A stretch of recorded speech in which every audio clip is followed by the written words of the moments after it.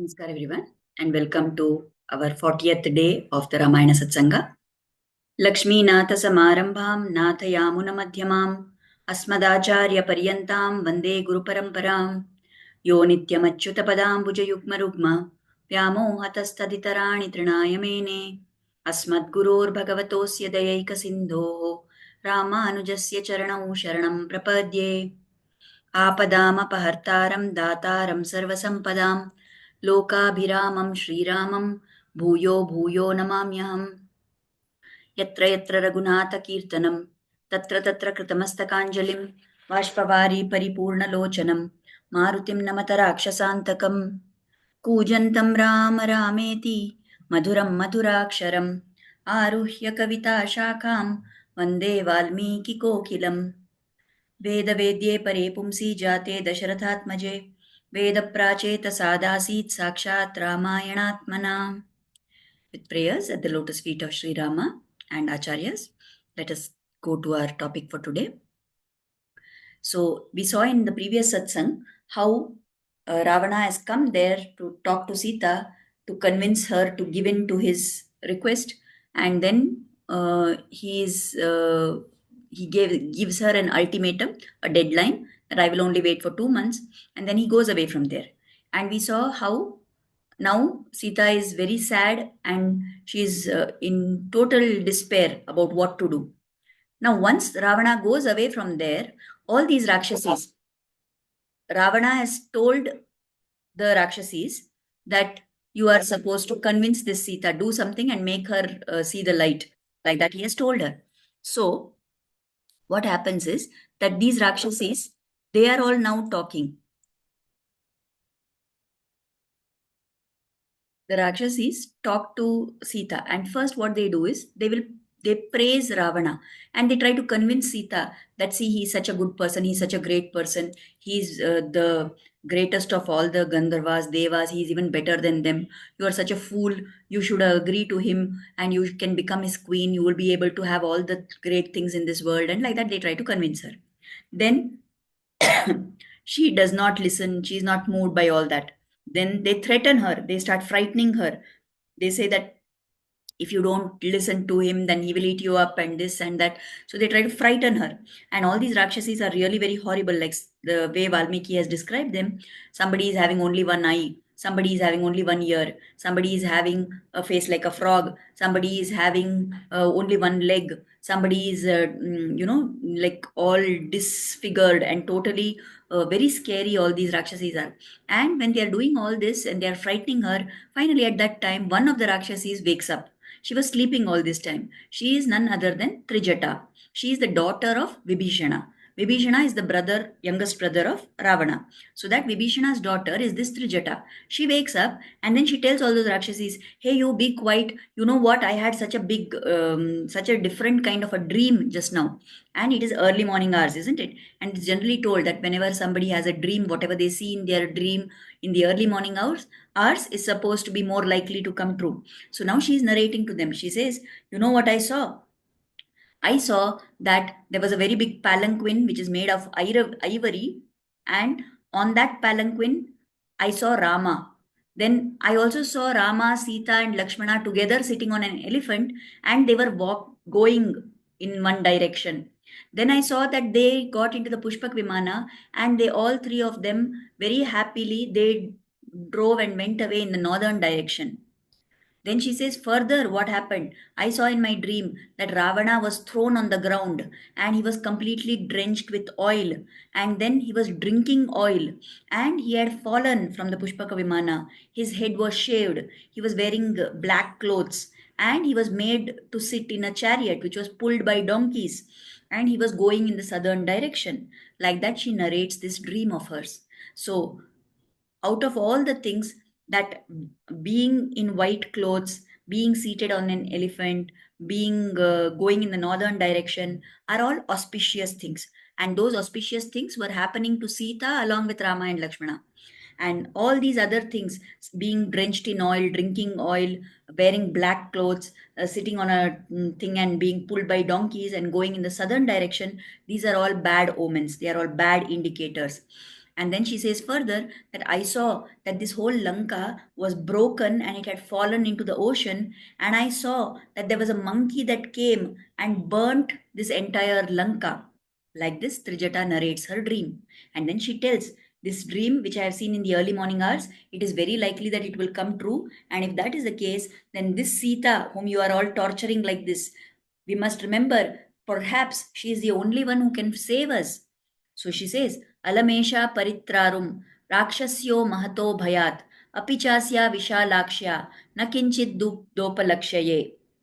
This wide-eyed daughter of Janaka, she is the only one who can protect us from great danger. Whatever Mahabhaya is going to come our way, then this Janaki, this lady, this Sita, is the only one who has the ability to protect us from that danger. Like that, she warns those Rakshasis. Now, once she has told this dream, then she also is looking very closely at Sita. And when she looks at Sita, she notices that Sita's body is showing some indications which are taken as auspicious signs. The left eye of Sita is throbbing and twitching. Her left arm and her left thigh are also trembling. And it is as if Rama himself is standing in front of her, she feels. Now, Trijata says that these things are all good omens. So they show that a very good time is coming for Sita. And that means that my dream is going to come true. So let us not torture and trouble this lady. Let us be kind to her and let us beg her to forgive us so that then when Rama comes, we are not going to get destroyed. Like that, Trijata cautions these Rakshasis. Now Sita is listening to all this, and somewhere she feels happy about the dream that Trijata is telling, but then her mind is totally sad and depressed because she realizes now Ravana has said only 2 months more. And what will I do? How can I? Where will Rama come from? He doesn't even know I am here. God knows whether Rama and Lakshmana themselves met in the forest. Are they searching for me? Are they? Will they be able to find me? Like this, she's in a very depressed state, and she says that there is no point in me continuing to live like this in this Ravana's land away from Rama. So it is better if I end my life. And she goes towards that Shimshupa tree, and she thinks that she will use her braid of hair itself as a rope, and that she will hang herself from that tree and give up her life. With that decision in her mind, she goes towards the tree. But as she goes towards the tree, she also again experiences those same good omens which Trijata had seen. Again, her left eye starts to twitch, and her left arm and her left thigh start to tremble. Now, why is it so? Because it is that in that Shimshupa tree, right, the Ramaduta Hanuman is waiting to contact Sita.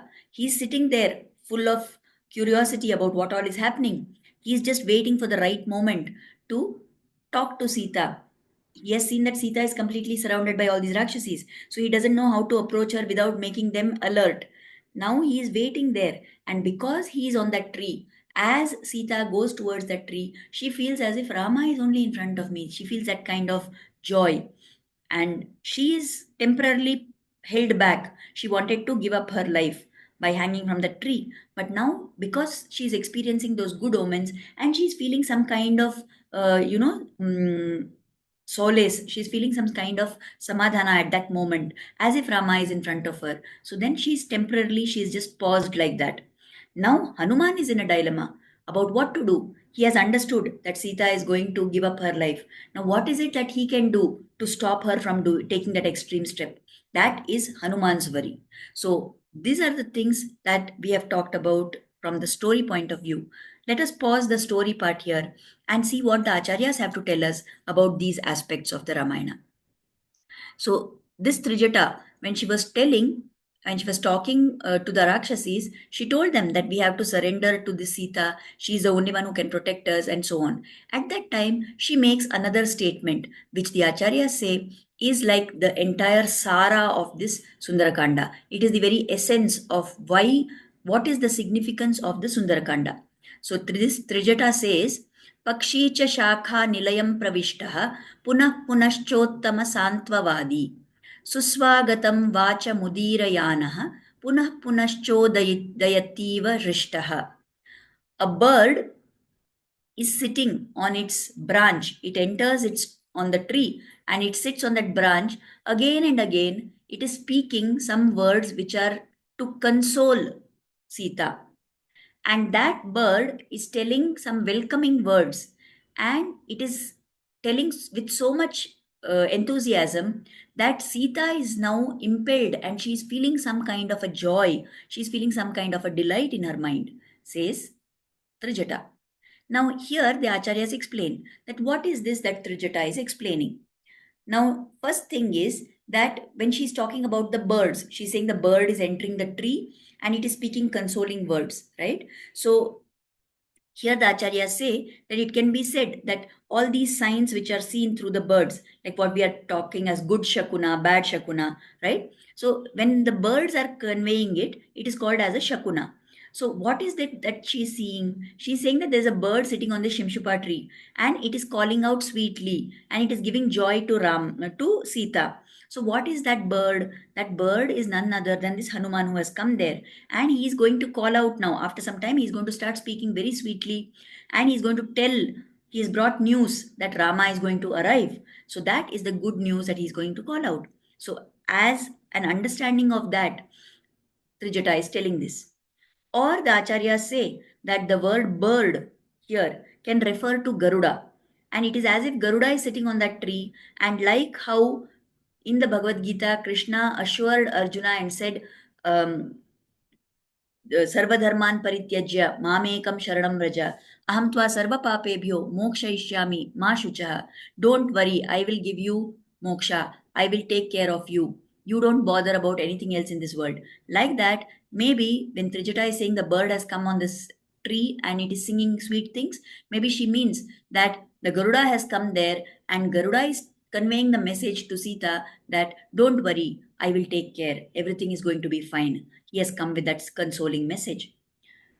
And even more important, the acharyas say these two are relatively minor explanations. But what is the actual significance of this, what Trijata is saying?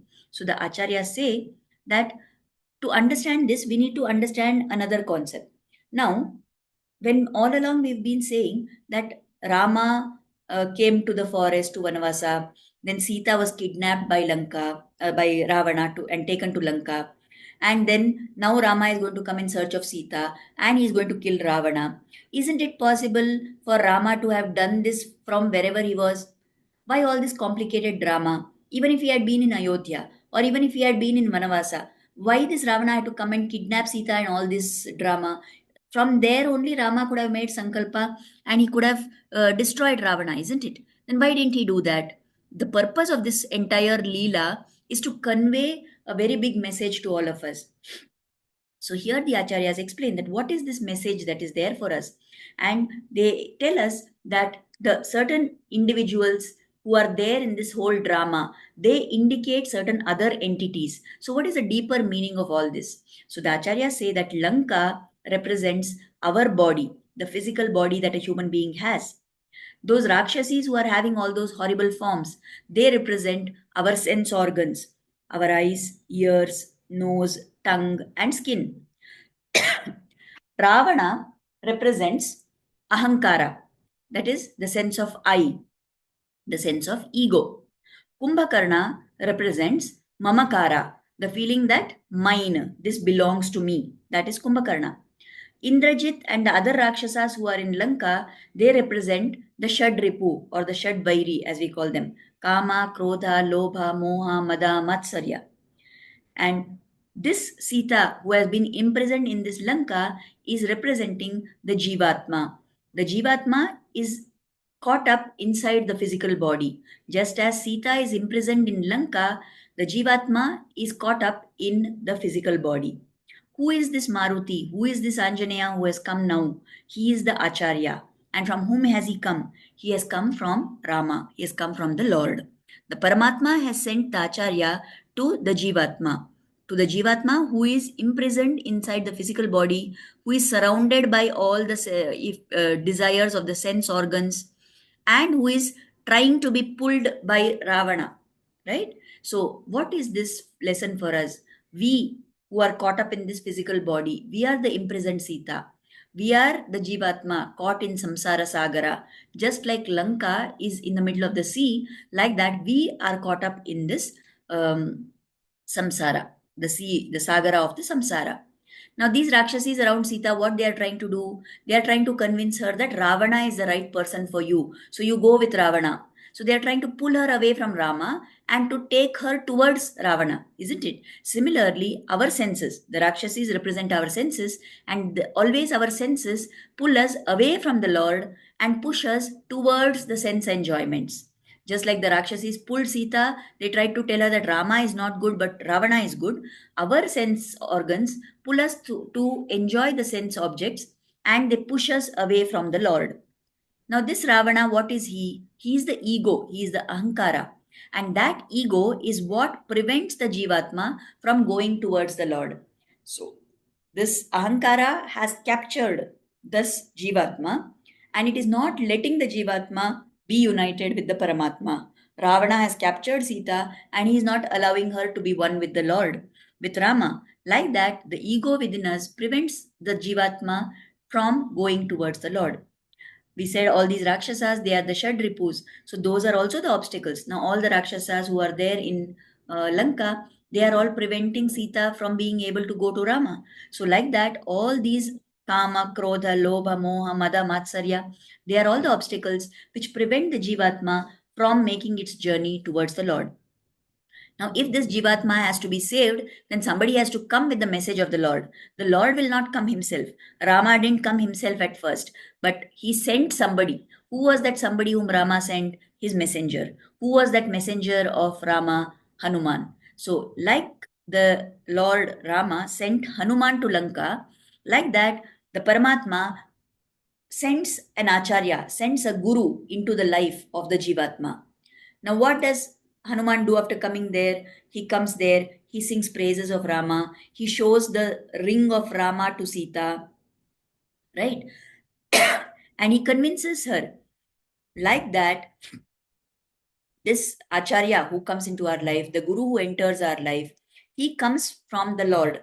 And what is it as that he brings? He brings the message of the Lord. And what does he show? He shows us the Shankha Chakra and other insignia of the Lord, the mudras. He shows us that. And just like Hanuman burnt Lanka, the Acharya comes into our life and he destroys and burns away all our papa. Just as Hanuman was instrumental to make Sita again meet up with Rama, to reunite with Rama, like that, the Acharya is the one who is the instrument in making this Jivatma unite with the Paramatma. That is the important message of the Sundarakanda. And that is why the Acharyas say this Kanda is called Sundarakanda. It's the most beautiful Kanda because the deep meaning of what is the purpose of this human life is explained in this single event of Hanuman coming as Ramaduta to meet Sita. So that is what we need to remember always, that we are also in this samsara sagara. We are drowning in this ocean of worldly life and we feel that we have nothing to support us, we have nowhere to go, but the Lord is there. He knows, and yet he knows that we cannot overcome the effect of our sense organs, we cannot overcome the pull of the ahankara, we cannot overcome the effect of the mamakara. We are drowning in this ocean because of kama, krodha, lobha, moha, mada, matsarya. So we need help. There has to be somebody who is going to pull us out of this bhavasagara. Who is that person who is going to pull us out? The Lord himself will not come. He will send an Acharya. Just like Rama sent Hanuman to Sita, the Paramatma will send the Acharya to the Jivatma. And by the grace of that Acharya, this Jivatma is going to be reunited with the Paramatma. This is the beautiful message our Acharyas tell us, which shows us the significance of this Sundarakanda.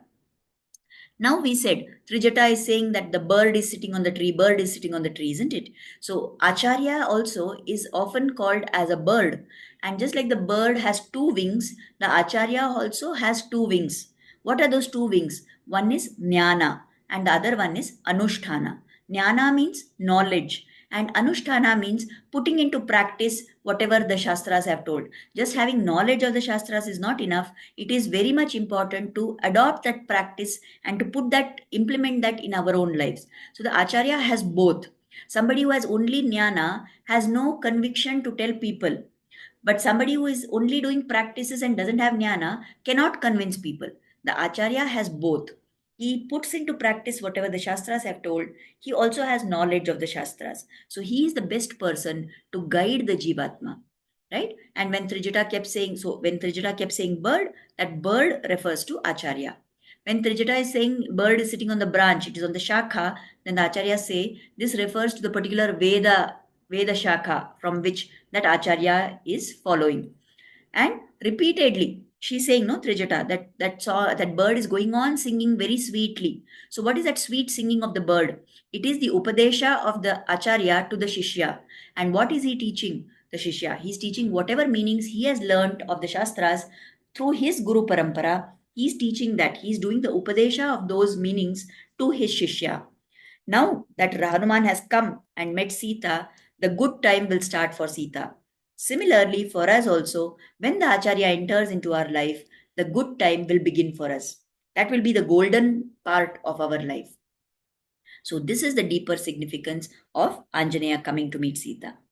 Now, there is one last bit that we need to talk about. That is, we saw how desperate and having no other alternative, nothing else to do, she cannot agree and go to Ravana. Nor is Rama coming to save her. So, in that desperation, what Sita decides, she says, what is the point of me continuing to live like this? And she says, I will give up my life. So, there are sometimes people who ask that, is this kind of advocacy for suicide? Is it as if Sita is saying that it's okay to give up one's life? How can she say something like that? Now, here the Acharyas tell that it is wrong of us to even compare our worldly suicide thoughts with the thought of Sita. What is the reason why Sita is feeling desperate like this? Because she does not want to live in the land of Ravana, right? She doesn't want to live with these Rakshasas. And she says, it is better that I will give up this physical body, I will return to Vaikuntha and I will be with the Lord. So that is her wish. But what is it that people in this worldly life, why do they think about suicide and giving up their life? They are thinking of suicide because their desires have not been fulfilled. They wanted something, they did not achieve that. So, like, suppose somebody is not able to pass an exam, or somebody does not find that they can, suppose somebody finds that someone whom they loved has ditched them, or they find that there is some financial trouble that has come upon them and they can't face that, or they feel that they have been shamed in this world and they cannot face other people, then because their worldly desires have not been met, or because something trivial happened in this worldly life, they think they want to give up their life. Where is that? At what low level is that? And where is this uh, desperation of Sita, where she's in that pain because she's separated from the Lord Himself, right? So the two cannot be compared. So that question itself is wrong. There is no question of suicide of whatever Sita is contemplating on giving up her life is not like how worldly people are thinking of committing suicide. So we should not be thinking about that. We should not be comparing those things also, right? So the main concept for us to remember about the Sundarkanda is that just like Hanuman came with the message from Rama to Sita, like that, the Acharya comes into our life with the message from the Paramatma. And once the Acharya comes, then good times are ahead for us. Now, we already said in the previous satsangs that when we hear the Sundarakanda, just like Hanuman came with a hope for Sita, it means that somewhere very soon we will get an Acharya in our life also. So let us hang on to that hopeful thought and let us keep doing whatever sadhana we can do, whatever nama japa we can do, whatever prayer we can do, whatever great gratitude we can show to the Lord. Let us keep practicing all those things, and very soon we will have an Acharya in our life who will guide us and take us further on our journey towards the Lord. So, all these things we have learned today, let us offer gratitude for that at the lotus feet of Sri Rama and the Acharyas, and let us pray for their blessings to be on us always. Mangalam Kosalendraya Mahaniya Gunabdhaye Chakravarti Tanujaya Sarvabhaumaya Mangalam Veda Vedanta Vedyaya Megha Shamalamurtaye Pumsam Mohana Rupaya Punyashlokaya Mangalam पितृभक्ताय सततं भ्रातृभिः सह सीतया नन्दिताखिललोकाय रामभद्राय मङ्गलम् श्रीमते रघुवीराय सेतुलङ्घितसिन्धवे जितराक्षसराजाय रणधीराय मङ्गलम् मङ्गलाशासनपरैर्मदाचार्यपुरोगमैः सर्वैश्च पूर्वैराचार्यैः सत्कृतायास्तु मङ्गलम्. Thank you everybody. We'll meet again tomorrow. Namaskar.